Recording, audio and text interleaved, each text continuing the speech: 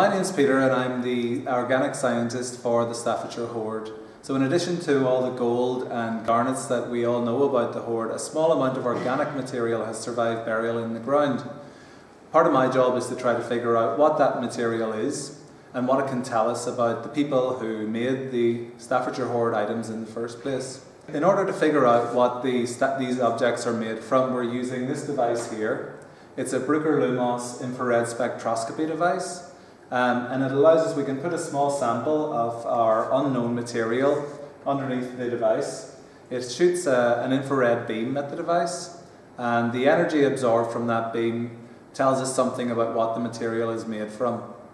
So when we think about organic material is actually made up from lots of different atoms that are bonded together to make molecules. And the bonds between these molecules, the bonds between the atoms in these molecules, we can think of them as a bit like stiff springs between the atoms. And so if we introduce energy to those springs or the bonds, then we can bend them or we can stretch them. And the energy absorbed during that process, it can tell us a lot about what the atoms in that particular molecule are. And that in turn can tell us what type of material we might be looking at. So when we look at the object that I'm looking at right now is a small amount of what looks like dirt from the middle of this object on the screen. So I put it under our scanning device and we shoot it with an infrared beam. We get a spectrum returned that shows that it's a mixture of two different things. And the peaks that we see along this line represent energy absorbed by the different bonds between the atoms in those molecules.